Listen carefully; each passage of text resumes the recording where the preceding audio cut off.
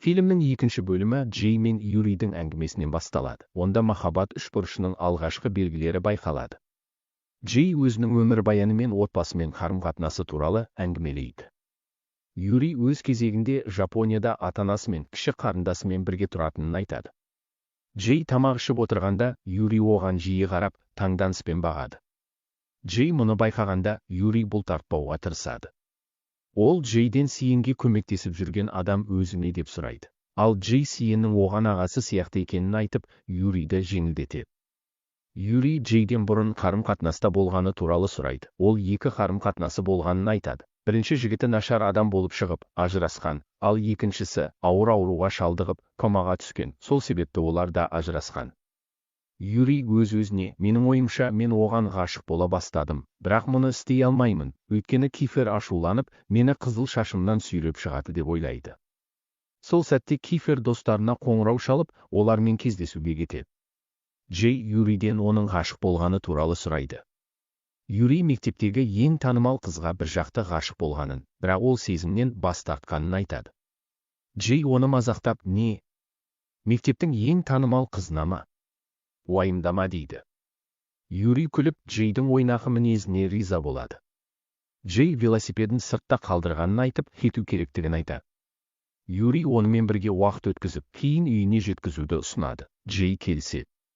Сонымен қатар, Кифер көңіл күйі нашар, кез келген адаммен төбелесуге дайын.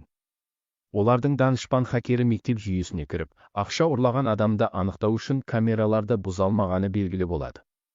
Бұл оларды Сиеннің онша керемет хакер емес деп ойлауға итермелейді. Біреу мектеп камераларын тексеруді ұсынады. Бірақ Кифер, сен ақымақсың ба? Біз қауіпсіздік бөліміндеміз, егер ұсталып қалсақ, ұрып тастайды деп ұсынысты жоққа шығады. Ол екінші жоспарға көшуді бұйырады, бірақ оның не екені әзірге құпия. Кенет біреу Юри туралы сұрайды, ал Кифер ашуланып, мен саған жетпей ме?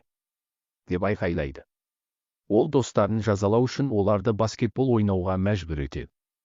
Осы уақытта Юри Джейді велосипедпен үйіне жеткізуді ұсынады. Джей оны көлікпен жеткізеді деп ойлағандықтан ренжиді. Ол құлап қалудан қорқып, Юридің ішіне қолын қояды. Юри күліп, бұл оны қытықтайтынын айтып, қолын алып тастауды сұрайды. Джей қолын иығына қояды, бірақ велосипед тепе-теңдігін жоғалтып, Джей құлап, жарақат алады. Юри зардап шекпейді. Ол орамалын шығарып, Джейдің аяғына байлап, оны тұрғызып, велосипедке отырғызады, ал өзі жаяу жүріп, оны қолдайды. Үйге жеткенде, Юри Джейді құшағына алып, шаршағандай кейіп танытып, ішке кіреді. Сол сәтте Джейдің әжесі үйге келіп, оларды көреді. Ол Юриді сөгіп, қой оны, балам, көршілердің алдында ұятқа қалдырасың дейді. Юри көмектесуге ниетті екенін айтады. Әже оны үйге кіріп, диванға отыруға шақырады. Юри алғашқы көмек жинағын алып, Джейдің жарақатын өзі емдеуді талап етеді. Джей ауырсынудан әжесіне жабысып отырады, бірақ Юридің жұмсақ қолы оған тыныштандырады, және ол емдеу аяқталғанша ауырсынуды әрең байқайды. Джейдің әжесі олардың бір-біріне жарасатынын байқап, сен оның жігіті ме? деп сұрайды.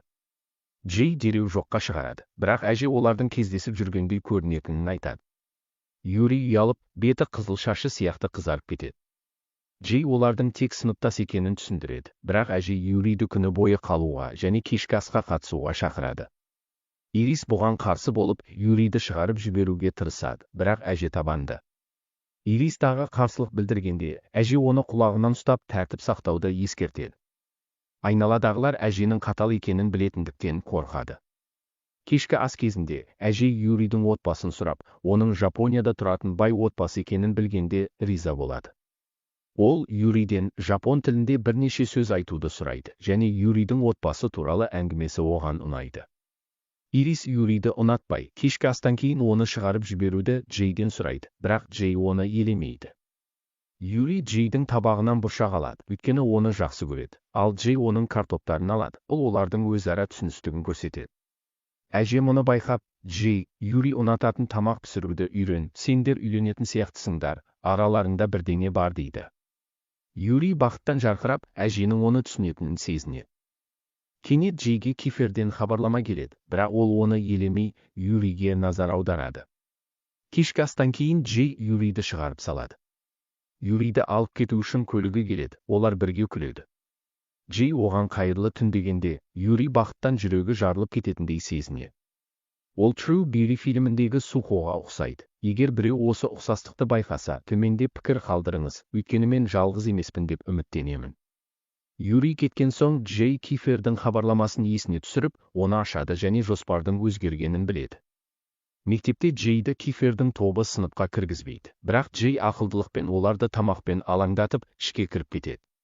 Ол Кифердің топтың рюкзактағы қызды және оның жігітін қоршап, жігітті мойындатуға тырысып жатқанын көреді. Джей Киферге айқайлап, мұндай жолмен мойындату мүмкін емес екенін, мектеп білсе, үлкен мәселеге тап болатынын айтады. Ол мейірімділіктің тиімдірек екенін айтады. Расында да қызды босатқанда ол жігітіне қарап, мойындауға дайын екенін айтады. Бірақ ол сөйлемей тұрып, Кифер оны тоқтатады. Джей шашын жұлуға дайын, бірақ топ оны ұстап, мейірімділік әрдайым жұмыс істемейді дейді. Кифер Джейдің мінезіне тітіркеніп, оны ұстап тұруды бұйырады, ал өзі жігітпен айналысады. Кифердің бұлшықеттері біреуді Марсқа жібере алатындай күшті екені белгілі. Жігітіне алаңдаған қыз Сиеннің кінәсіз екенін, оны біреу айыптауды сұрағанын мойындайды, бірақ кім екенін айтудан қорқады. Кенет Роки шығып, мойындауды жазып алғанын көрсетеді. Джей бұл екінші жоспар екенін түсінеді. Роки, мен сенің үшін келдім дейді, бірақ Сиен, ол өтірік айтады, ол мені әлі сүйеді деп сөзін бөлді. Жігіттер Сиенді қолдап, шулайды. Олар мойындау бейне жазбасын хакер досына беріп, оны мектептегі бұзақының аккаунтына жүктейді. Ол ұрлықтың артында өзі тұрғандай көрінеді. Бұзақы мұны білгенде ашуланып, парольді білетін жалғыз адам Кейконы айыптайды. Кейко, сен ақымақсың ба? Мен осында болдым, қалай істей алам? Деп жауап береді. Ол шынайы кінәліні іздеуге кіріседі. Кифер Джейге, мен Сиеннің мәселесін шештім, маған алғыс айт дейді. Джей бас тартқанда ол одан ақы сұрайды. Джей тағы бас тартқанда Кифер, онда басқа нәрсе керек деп оған сырлы көзбен қарайды. Джей, ешқандай абыройдан маңызды ештеңе жоқ деп ойлап, орнында тұрады. Кифер күліп, шынымен не? Мен сені ондай деп ойлағаныңды айттым ба? Мен сенің сөмкеңдегі тамақты айттым дейді. Ол Джейге 3 таңдау береді. 25.00 төлеу, дұрыстап алғыс айту немесе мектеп бітіргенше күнде тамақ әкелу. Джей ингредиенттердің бағасын төмендетуге тырысады, өйткені ол өз қалтасынан төлейді. Кифер оны алаңдатып тамағын ұрлап қашып кетеді. Джей оған қарғыс айтады, бірақ артына бұрылғанда Юридің тамақпен күтіп тұрғанын көреді. Олар әдеттегі орнына барып, Сиен мен Дэвидті тамақтануға күтіп тұрғанын көреді. Джей Мика мен Кариксті сұрайды. Олардың ерлі зайыпты болғандықтан бөлек бөлмеде екенін және оларды мазаламауды қалайтынын айтады. Джей бей-жай кейіп танытып, тамағын Сиен мен Дэвидпен бөліседі. Юри оның мейірімділігіне риза болып, Джейге өмірінде көрмеген сәнді тамақ әкеледі. Джей оны жеуге қиналғанда, Юри оны өзі тамақтандырады. Джей тамақты дәмді деп табады, бірақ Сиеннің тамаққа қарап отырғанына алаңдап, жігіттерді де шақырады. Кенет жігіттер, егер Кифер мен Ирис төбелесе, сен кімді қолдайсың? Деп сұрайды. Джей екіұдай күйде қалады, бірақ Юри оған тамақтанып, кейін ойлануды айтады, өйткені оның жауабы маңызды. Мектепке бара жатқанда көк көзді, ағылшын тілін жетік сөйлейтін жаңа жігіт Джейге көп зат алып жүрген үшін көлікпен жеткізуді ұсынады. Джей ол сымбатты және ағылшын тілін жетік сөйлейді деп келісуім керек пе? Деп ойлап, бас тартады. Сол сәтте Юри сәнді көлігімен келіп, оны жеткізуді ұсынады. Джей келісе отырып, Юриден неге оның көшесінен өтіп бара жатқанын сұрайды, өйткені ол онда тұрмайды. Юри оны іздеп келгені анық, бірақ ол бір шаруамен жүргенін айтып, өтірік айтады. Ол Джейдің заттарын алып жүруге көмектесуді ұсынады, бірақ Джей, жоқ, бұл тамақ сол ақымақ Киферге деп бас тартады. Сол сәтте Кифер пайда болып, сөмкесін ұрлап, сыныпқа жүгіріп кетеді. Аш жігіттер тамақты бірден талан-таражға салады. Джей ашуланып, Киферді бәріне кінәлайды. Мұғалім сыныпқа кіріп, мектеп фестивалі жақындап келе жатқанын хабарлайды. Бұл апталық мереке, ойындар, жарыстар және сұлулық байқауымен толы. Мектептегі бұзақы жыл сайын байқауда жеңіске жетеді. Әр бөлімге жауапкершілік беріледі, ал Кифердің тобы күзет және тазалықпен айналысуы керек. Кифер бұл басқа бөлімдерге қызметші болу сияқты ұят деп, фестивальға қатысудан бас тартады. Бірақ Джей басқаша ойлап, фестивальға жаңа нәрсе әкелгісі келеді. Олар дауласады, сынып екіге бөлінеді. Кейбіреулер Киферді қолдайды, өйткені одан қорқады, және оның логикасымен келіседі. Ал басқалары тамақ пен сұлу қыздармен кездесу мүмкіндігіне қызығып, Джейді қолдайды. Мұғалім оларды тыныштандырып, шешім қабылдап, хабарлауды тапсырады. Үзіліс кезінде Джей Сиенмен бірге жүріп, ол екеуіне жалғыз түскі ас ішуді ұсынады. Джей оның флирт жасап жатқанын түсініп, ренжиді де, Юриге қоңырау шалып, оған және басқаларға қосылатынын айтады. Ол Кифердің түскі ас қорабын қайтаруға барады. Кифер қызғанып, оның кеткенін қаламай, оны сол жерде түскі ас ішуге мәжбүрлейді.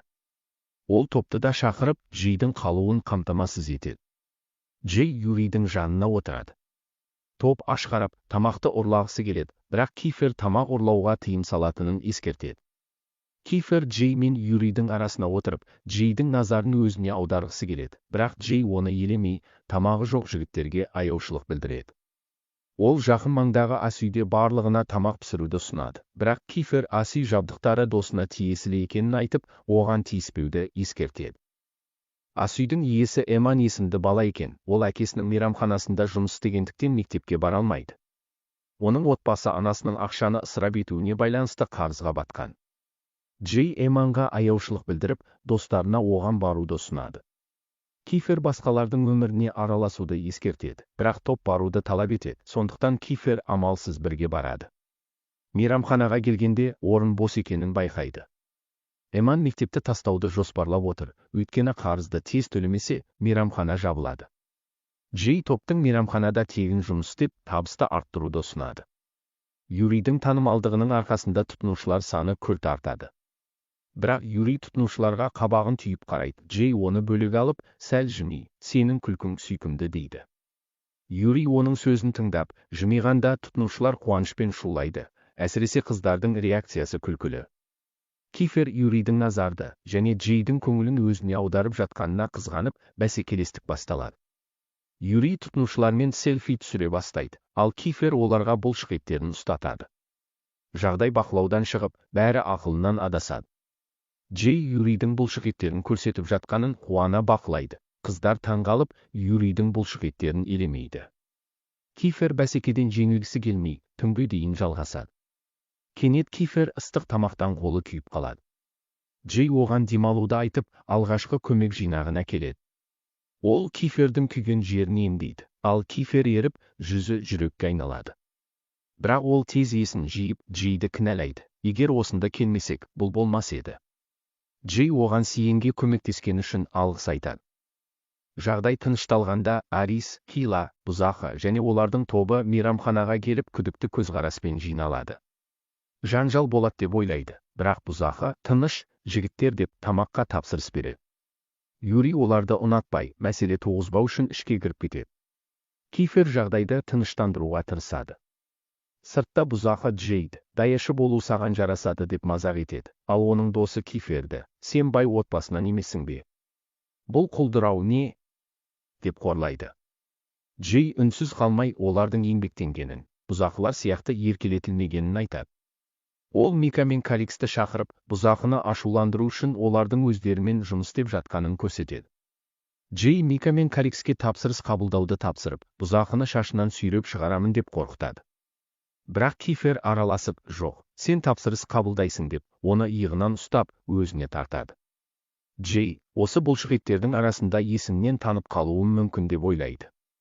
Олар тапсырыс қабылдай бастайды. Кифердің кезегі келгенде Джей оны туысында итеріп, бұрынғы әрекетін байқамағандай кейіп танытады. Кифер оны мазақтап, не қалайсың, сүйіктім, дейді. Кифер арыстандай әсер қалдырады. Тапсырыстар тез жететінін айтады. Кенет Кикоға Ром деген біреуден хабарлама келеді, бірақ ол оны елемейді. Кифер мен Каликс ас үйге барады. Каликс Джей мен Кифердің қарым-қатынасы оғаш екенін, олардың бір-бірін ұнатпайтын сияқты екенін айтады.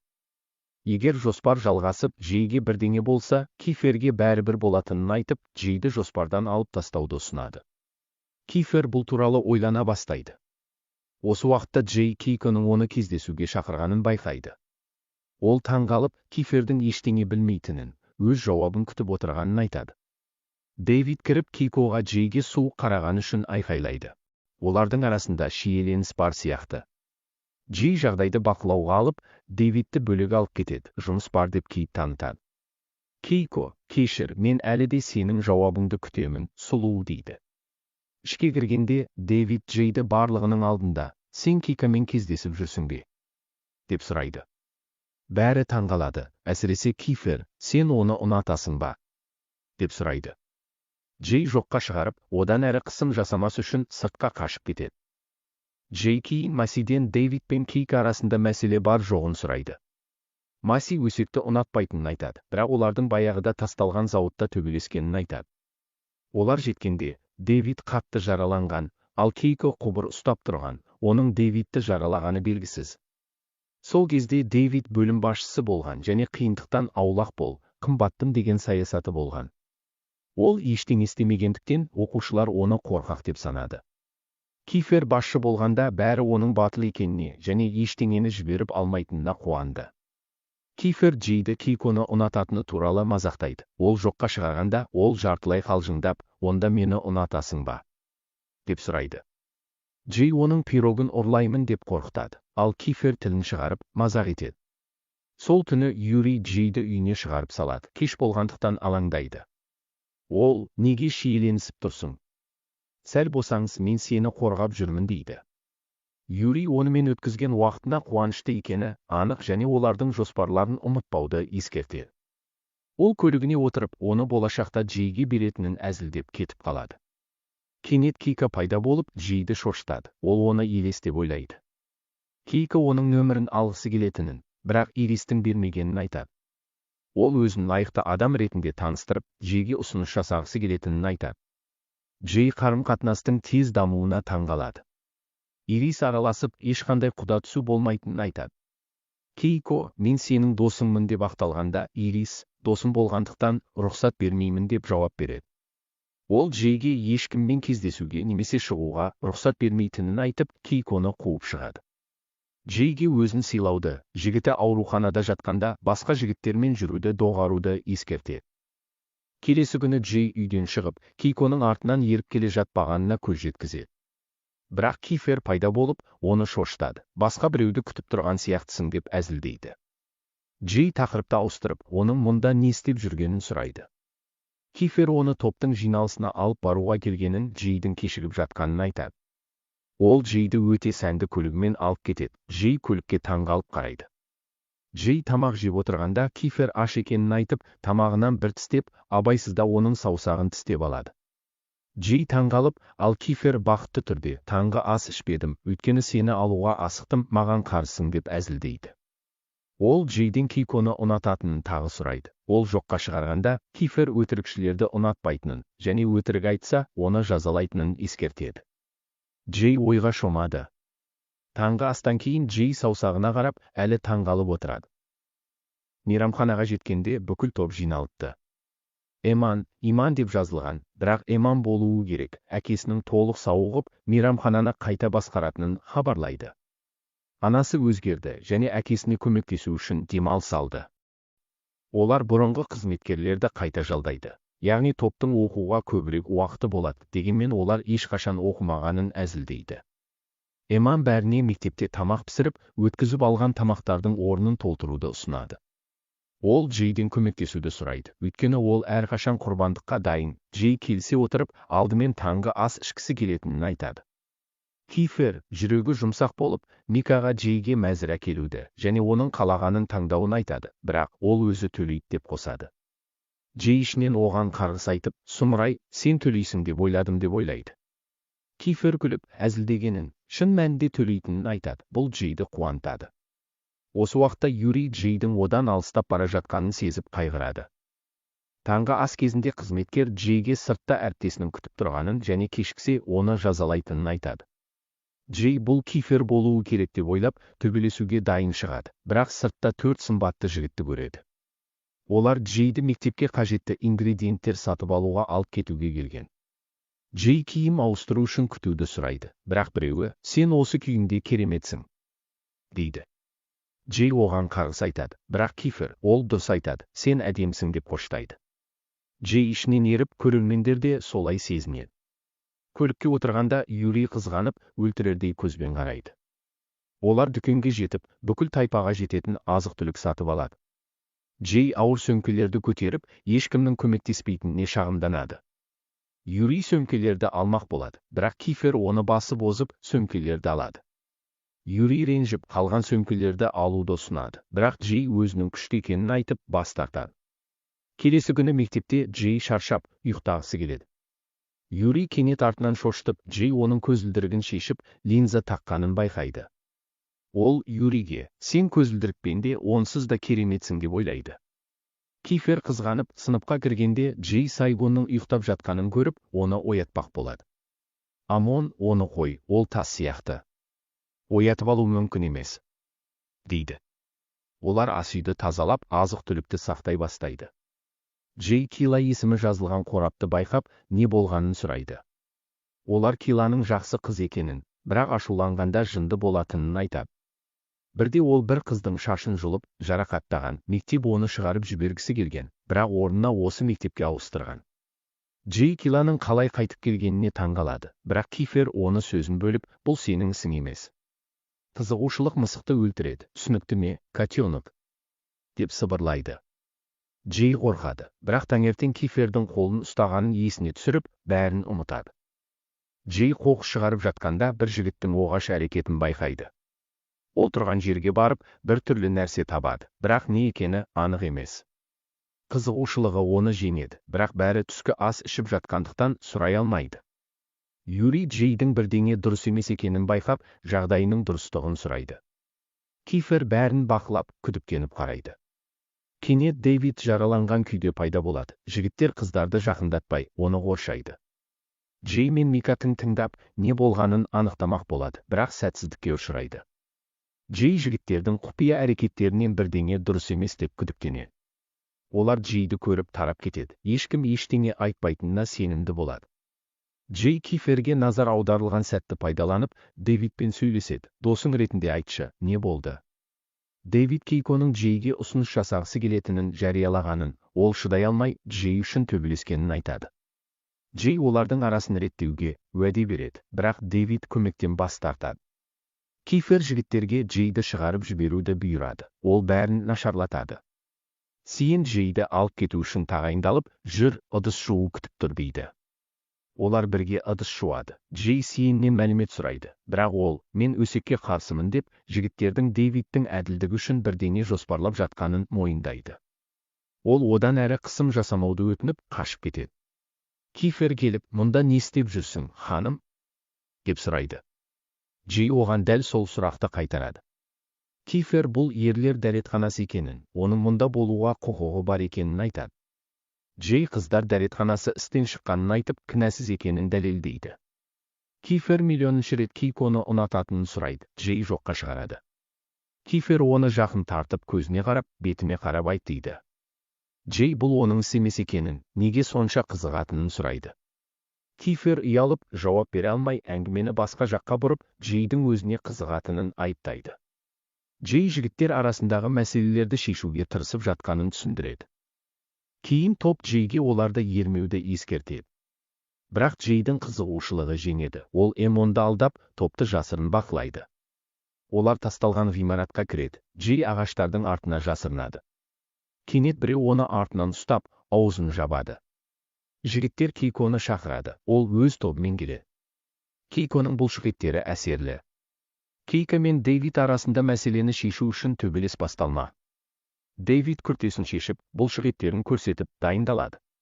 Бірақ жоғарыдан біреу оларды тоқтатып, Киферден, бұның артында кім тұрғанын білмейсің бе? Деп сұрайды. Бұл Рам, олар бұрын қақтығысқан топтың жетекшісі. Рам Джейді шоуға әкелгенін айтады. Олар дауласып жатқанда, Рам Джейді шығарып, атың кім, сұлу? Деп сұрайды. Жігіттер оны босатуды ескертеді, бірақ Рам ешкімнің сөзін тыңдамайтынын айтады. Джей Рамға баспен соғып, қашып, жоғарыдан секіреді. Жігіттер оны қуады. Рамның тобы Джейді ұрлап әкетеді, өйткені ол Кейконың тобына қарсы шығып төбелескен. Джей қарсыласады, оларға секіріп, шабуыл жасайды, оларды таңғалдырады. Ол не болғанын есіне түсіріп, есінен танып қалғанын білмейтінін ойлайды. Жігіттер оны ұстай алмаған үшін оның жынды екенін айтады, өйткені ол қатты жаралануы мүмкін еді. Кифер Джейге қатты алаңдап, оның жағдайын тексереді. Олар Джейдің тағы осылай абайсыз әрекет еткенін қаламайды, өйткені шынымен қорқады. Осы уақытта Сиен өз әлеміне беріліп, Джейдің ұшып жатқанын ойлайды. Джей одан кешірім сұрап, екінші топтың аумағынан қашады. Олар Джейді әлсіз деп санайды, сондықтан оны нысанаға алады, әсіресе олармен бұрын төбелескендіктен. Джей оларды осы жағдайға тартылған үшін кінәлайды және Кейкомен жеке сөйлесуді шешеді. Кейко Джеймен сөйлесуге қуанады, ал басқалары оларды жалғыз қалдырады. Кифер кеткісі келмей, бірақ кетеді, оларды бақылап тұрады. Кейко Джейге Дэвидтің сөзіне құлақ аспауды айтады. Джей қазір қарым-қатынасқа қызықпайтынын, бұл Кейкоға жеке қатысы жоқ екенін айтады. Кейко оның шешімін қабылдайды, бірақ қайғырып тез кетіп қалады. Дэвид Джейді үйіне шығарып салуға талап қояды. Кифер ренжісе де, оның артынан ереді. Джей Кифердің бірдеңе айтқысы келетінін сезіп, болған оқиға үшін кешірім сұрайды. Бірақ Кифер тек оның амандығына алаңдайды. Джей Кейконың неге өлімге дейін төбелескенін түсінгісі келеді. Кейко бұрын топ жетекшісі болған, бірақ біреу оны жеңген, содан бері ол сақ болып, құбырмен төбелесіп, өзін дәлелдеуге тырысады. Олар Кейкоға және оның ізбасарларына сенбейді. Джей олардың оған қамқор болғанына және қорғағысы келетініне қуанады, әсіресе Кейко қайта пайда болса. Ол біреумен қарым-қатынасқа келісер ме екен деп ойлайды. Ол Кифердің оған сезімі бар деп күдіктенеді, бірақ оны жоққа шығарып, тынышталуға тырысады. Джей үйге кеш оралып, бәрі оған алаңдайды. Ол басына соққы тигенін айтады.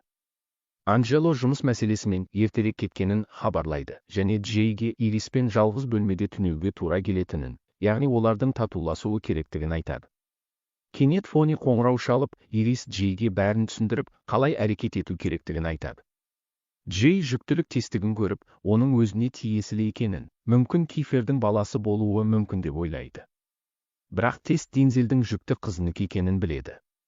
Анджело Киферді бұған қатысты айыптайды, бәрі Джейдің Киферден жүкті деп ойлайды. Бұл Ирис пен Джей арасында шиеленіс тудырады. Анджело отбасының абыройына нұқсан келтірмеу үшін бәрін анықтауға тырысады. Киферді шақырып, Джейдің жүкті екенін анықтау үшін жиналады. Джей ешкімнің оны қолдамайтынын сезеді. Кифердің әкесі де ренжіп, дәрігер келіп, Джейдің жүкті емес екенін, тест нәтижесінің теріс екенін растайды. Бәрі жеңілдеп, түсініспеушілікке ұялады. Кифер жағдайға күледі. Джей кетіп қалады. Кифер оның соңынан еріп кешірім сұрайды, бірақ Джей оны қабылдамайды, оның әрдайым мәселе туғызатынына шаршайды. Джей Киферді жұдырықпен ұрып, ашуын шығарады. Келесі күні бәрі Джейдің Киферді ұрып, бетіне із қалдырғанын біледі. Джей Сенкаға Микаға жақсы болу туралы кеңес береді, бірақ басқалары оны өсектеп жатады. Кифер Джеймен сөйлесіп, бәрінің әзіл болғанын айтады. Джей оның әрдайым мәселе туғызатынын түсініп, тағы дауласып қалады. Бірақ Джей Кифердің жанына отырып, оның шынайы кешірім сұрайтыны туралы ойлайды. Олар әлі татуласа алмай, қақтығысып жатады. Топ жиналып, бәрін талқылайды. Фрияның тобы бірінші сөйлеп, ұйымдасқан болып көрінеді, бірақ ешқандай ерекше күші жоқ екенін мойындайды. Олар келесі қадамдарды жоспарлап, идеялар ұсынады. Джей таңғалып қарайды. Өз бөлімдеріне келгенде, ештеңе дайындалмағанын түсінеді. Олар тапсырмаларды бөліп, маска жинау және аумақты күзетуді таңдайды. Бірақ мұғалім жарыстың ережесін өзгертеді. Қыздар жігіттердей, жігіттер қыздардай киінуі керек, және әр бөлімнен ең тартымды адам таңдалады. Фрия бөлімін жарыста жаман көрсету үшін қосады. Олар иман дайындап жатқан тамақ үшін дауласып, Джей бәрін ұйымдастырады, ал Кифер әдеттегідей оған жақындауға тырысады. Джей Дензелдің жалғыз отырып, қайғырып отырғанын байқайды, өйткені оның қызы жүкті. Джей оны тамақ ішуге шақырады, оның көп ойланып жатқанын сезеді. Дензел әзілдеп, мен жүктімін дейді. Джей оған сеніп, кейін әзіл екенін түсініп ренжиді. Ол Дензелдің тамағын алып кетіп қалады. Екінші бөлімнен Дензелмен кездесіп жүрген қыз оны баланы мойындауды сұрайды, бірақ Дензел бас тартады. Джей қызға айқайлағанда Дензел қызын қорғайды. Джей Дензелдің қызын одан жоғары қоятынын және баладан бас тартып жатқанын ойлайды. Ол Дензелге қызбен дұрыс сөйлесуді және жауапкершілік алуды ескертеді. Джей Дензелді баланы мойындауға көндіруге тырысады, бірақ қыз жылай береді. Джей қыздың жетім екенін, отбасы жоқ екенін біліп, оны жұбатуға тырысады. Дензел жауапкершілікті алғысы келмейді, бұл жағдайды қиындатады. Джей сыныпта Дензелдің қызды елемейтінін байқап, оған қалай жетуді ойлайды. Анджелодан көмек сұрауды ойлайды, бірақ бұл қиын. Юриді де ойлайды, бірақ оның келісе ме, жоқ па білмейді. Содан кейін Дэвидті таңдайды, ол Дензелмен сөйлесуге дұрыс адам болуы мүмкін. Джей Дэвидті тауып, бірге тамақтануға шешім қабылдайды. Дэвид әзілдеп, оларды кездесуге шақырады. Мұны Сиен естіп мәселе қылады. Ешкім басында сенбейді, бірақ ақыры бәрі шынайы деп ойлайды. Көпшілік, әсіресе Кифер, Джей мен Дэвидтің жақындығына ренжіп жүр. Уақыт өте келе, Джей, Кифер және Сиен үшеуі ойын-сауық паркіне барады. Олар аттракциондарда көңіл көтеріп, айғайлап қызық уақыт өткізеді. Бірақ Сиенге аттракциондар әсер етіп, ол жүрек айнудан зардап шегеді. Бұл Джеймен ойнақы дауға келеді. Олар бір-бірін қуып, паркты аралайды. Сиен қайтадан аттракционға мінгісі келеді, бірақ олар демалып, тамақ ішуді шешеді. Сол кезде Дэвид пен Джей бірге отырады. Бұл Джей күтпеген жағдай. Ол Дэвидпен байыпты сөйлескісі келіп, оның қызының жүкті екенін анықтағысы келеді. Джей мұны ешкімнің білгенін қаламайды, бірақ Дензелдің Крис пен Дензелдің қызы бірге болудан бас тартуы оның бірдеңе естігеніне байланысты деп күдіктенеді. Джей Дензелдің бұл қадамды жасауға қиналып жатқанын түсінеді. Сынып жағдайды бақылап отырғанда, Дэвид Джейге сыныптастарының оларды жасырын бақылап жатқанын айтады. Оларды ашу үшін Дэвид Джейдің көзін жұмуын сұрайды.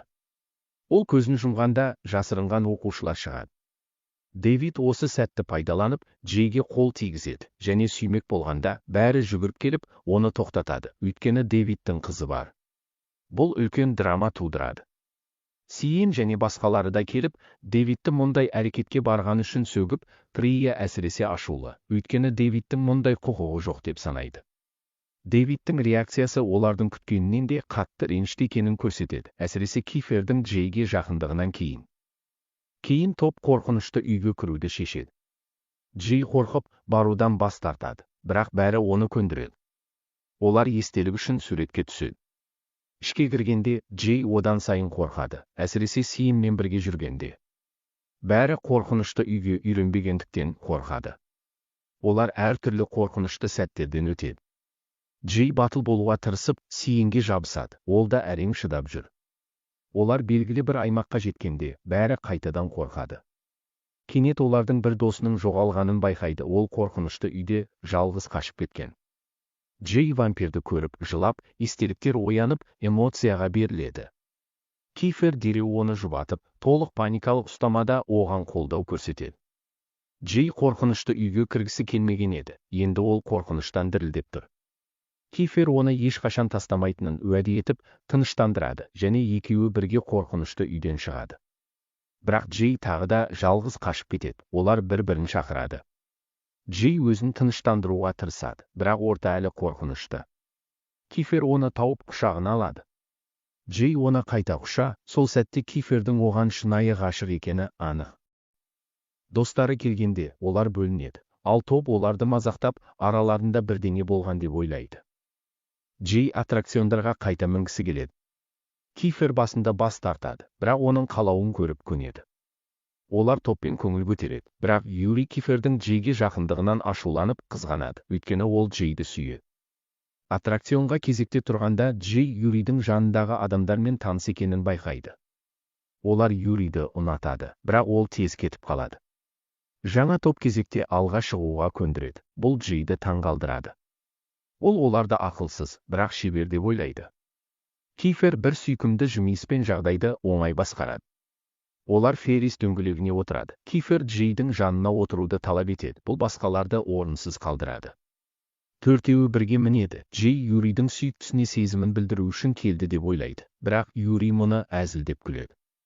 Олар суретке түседі, бірақ Юри Кифердің Джейге тым жақын екеніне ашуланады. Кенет Феррис дөңгелегі ақаулықтан жоғарыда тоқтайды. Джей паникаға түсіп, Киферге жабысып бірдеңе істеуді сұрайды. Олар біраз уақыт тоқтап қалады, ақаулық жөнделгенше. Осы кезде Ирис қоңырау шалып, Джейдің ұзақ жүргеніне алаңдап, Анджелодан тексеруді сұрайды. Бірақ Джей жауап бермей жатып, Кифер оның телефонын алып қояды. Бұл Иристі одан сайын ашуландырады. Ирис Киферді онсыз да ұнатпайды. Бұл жағдайды ушықтырады. Ақыры Ирис Джейді алып кету үшін өзі келеді. Юри ренжіп қалады. Басқа оқушылар қалада ойын ойнап көңіл көтереді. Джей және оның тобы фейерверк басталғанда бірге болады. Джей фейерверкке таңғалып, көздері бал-бұл жанып, бала сияқты қуанады. Кифер одан көз алмай қарайды. Джей суретке түсіргісі келеді, бірақ Киферде әлі телефоны екенін түсінеді. Бұл олардың арасында дау туғызады. Талас кезінде Джей Кифердің құшағына құлайды. Ол босамақ болады, бірақ Кифер оны жібермейді. Юридің Джейдің басқа біреумен бақытты болғанын көргенін қаламайды. Джей ашуланып кетіп қалады. Басқалары оларды күледі. Ирис келіп, Джейдің Киферге тым жақын екеніне ашуланады. Достары Джейге бөліміндегілермен араласпауға және Киферге сезім білдірмеуге ескертеді. Джей Кифердің әрдайым жанында болғаны, көп рет көмектескені туралы ойлайды, бірақ сезімдерін жоққа шығарып кетіп қалады. Джей кенет Дэвидтің үйіне келіп, оның тұратын жеріне таңғалады.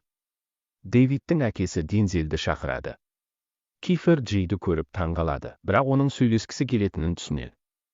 Жағдай шиеленіседі. Дензел өздерінің қиын және кедей өмірі туралы шындықты ашады. Олар күнкөріс үшін үйде жұмыс істейді. Дензел осыны сылтау етіп, қызы Грейспен арақашықтықты сақтаған. Ол Грейсті сүйсе де, қарым-қатынасты толық қабылдай алмаған. Грейс оған қымбат сыйлықтар беріп, ол өзін кінәлі сезінеді. Жүктіліктен кейін ол жауапкершілікті ала алмай, оны жоғалтудан қорқады. Грейс жылап келеді. Джей оның сүйіктісінен жараланғанын түсінеді. Грейс қашып кетеді, бірақ Киферге соғылады. Кифер мен Джей оны қуады. Грейс шатырдың шетінде тұрып, секіргелі жатыр. Джей оны тоқтатуға жалынса, Кифер бәріне оны жалғыз қалдыруды айтады. Кифер дұрыс болып шығады. Грейс тартынып, Дензелдің құшағына құлайды. Ол ешқашан кетпейтінін уәде етеді. Бұл сәт бәріне әсер етіп, жалғыздық сезімін оятады. Келесі күні мектепте Юри Джейдің, бұдан әрі Дензел деп аталады, өйткені мәтінде кейіпкердің аты ауысып кеткен сияқты, мазасыз екенін байқайды. Феликс ағасының Дензелге байланысты қиындыққа тап болғанына ренжиді. Джей Феликсті баскетбол ойнап жатқан жерінен тауып, оны қолдайды, бірақ Феликс бәрінің араласқанына ашуланып, кейін кешірім сұрайды. Джей оны фестивальдің баскетбол жарысына шақырады, бірақ Феликс Дензелмен бәсекелестігіне байланысты бас тартады. Дензел мен Феликстің арасындағы шиеленіс топты алаңдатады, әсіресе Юри Джей мен Феликстің жақындығына қызғанады. Джей Сиеммен және досымен механикалық шеберханада кездесіп, олардың фестивальдің костюм байқауына қатысуы туралы әзілдеседі. Бірақ кенет Рам басқарған топ Джейді ұрлап әкетеді. Рам топқа бейне жазба жіберіп, тек төртеуі құтқаруға келуі керектігін айтады. Юри ашудан орындықты сындырады. Кифер оған күшін төбелеске сақтауды айтады. Кифер, Сиен, Дэвид және Юри Рамның орнына барады. Юри Киферден Джейге сезімі бар ма деп сұрайды. Кифер жоққа шығарады, бірақ өтірік айтқаны анық. Олар жеткенде Рам Джейді кепілде ұстап тұр. Төбелес басталып, екі жақтан да күшейткіштер келеді. Кифер Джейге жетуге тырысады, бірақ шабуылға ұшырайды. Рам оны әлсіз деп мазақ еткенде Джей жылайды. Кифер оны тыныштандырады, бірақ Рам оларды қатыгездікпен мазақтайды. Джей ашуланып, өзін босатып, Рамды басына ұрып құлатады.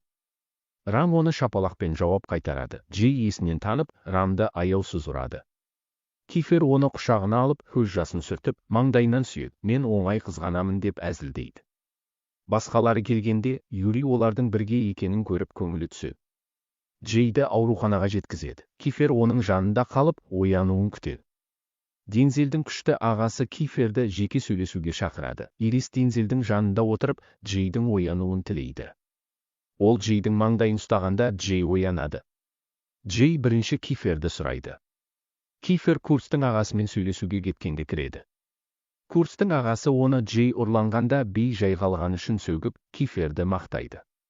Дензелдің анасы, курстың тәтесі, келіп курсты құша, бірақ ол одан бас тартып, неге жылдардан кейін қайтып келгенін сұрайды. Анасы қызына Джейге қарау және алдағы үйлену тойын хабарлау үшін келгенін айтады. Курц, тағы біреу ме? Тағы қанша еркек керек? Деп мысқылдайды. Ол Дензелге отбасы құпиясын айтқанын сұрайды. Курц әлі уақытты күтіп жүргенін, бұл құпияның маңызды екенін айтады. Келесі күні Дензел бұдан әрі Джей деп аталады. Өйткені мәтінде кейіпкердің аты шатасқан, мектепке көңілсіз келеді, бірақ достары оны жігерлендіреді. Олар сүйкімді десерт әкеліп, Джейді қуантады, бірақ қолы ауырғанына байланысты тамақ жей алмайды. Юрий оның қолын уқалауды ұсынып, тым ұзақ ұстайды. Менің қолдарым да ауырады деп әзілдейді. Топ фестиваль туралы сөйлесіп, Дензел мен Сиенні костюм байқауына жұптастыруды ұсынады. Олардың бұрын топта болғанын біліп, Джей ән байқауына қатысуды ұсынады. Кифер кіріп, Юрийдің Джейдің қолын ұстап тұрғанын көріп, ашуланады. Дензел, менімен жүр, сөйлесу керек. Юрий көңілі түсіп, не болып жатқанын түсінеді. Кифер Джейді естеліктер мен кубоктарға толы жасырын музыка бөлмесіне алып барады. Ол Джейдің ағасының бөлімнің аты аңызға айналған жетекшісі болғанын айтады. Кифер Джейден өз суретін қосуын сұрап күледі, Джейдің жүрегі дүрсілдейді. Ол Киферге ыңғайсызданып алғыс айтады. Сыныпта толық хаос басталады. Топ Джейге қошемет кешін ұйымдастырып, музыка мен би билейді. Юрий ән айтады, жігіттер белбеумен билеп, мектеп түнгі клубқа айналады. Джей Сиеннің әніне күліп, Кифердің курткасын шешіп, оған қарап билегенін көріп толқиды. Джей, сендердің биші болуға болашағың бар деп әзілдейді. Топ фестиваль тапсырмаларын бөліседі. Ән, тазалық, би. Джей Сиеннің би және костюм байқауларына қалай қатысатынын сұрайды, бірақ жігіттер бәрі жақсы болатынын айтады. Олар Юрийді ән байқауына итермелейді, ол ойланатынын айтады. Кейін Джейден Юриймен немесе Кифермен үйге кіммен қайтатынын сұрайды. Ол ешкімді таңдамай, жалғыз қайтады. Келесі күні Джей балмұздақ алу үшін дүкенге тоқтайды. Кенет бір ер адам оның атын атайды. Ол Джейдің анасына үйленген адам екенін айтып, Джейді бала кезінде нашар қараған үшін кешірім сұрайды. Ол анасын тастап, жаңа отбасы құрғаннан кейін кінәлі сезінген. Джей оны есіне түсіре алмай шошып, қашып кетеді. Юрий кездейсоқ қымбат көлігімен өтіп бара жатып, Джейді құша, тыныштандырады. Джей өткендегі ауыр естеліктерді ұмытқанын айтады. Юрий ауыр естеліктерді ұмытудың бақыт екенін айтады. Джей көз жасын сүрткенде Кифер ұрланған кезде берген орамалын байқайды. Ол сол сәттің әлі есінде екенін және Киферге деген сезімі бар екенін түсінеді. Бірақ Юрийдің от жалын шашын көріп, ойға шомады, не істеп жүрмін? Алдымдағы бақытты елемеймін бе? Осымен екінші бөлімі аяқталады, үшінші бөлімі жақында шығады, қоңыраушаны басып қойыңыз, сонда жіберіп алмайсыз.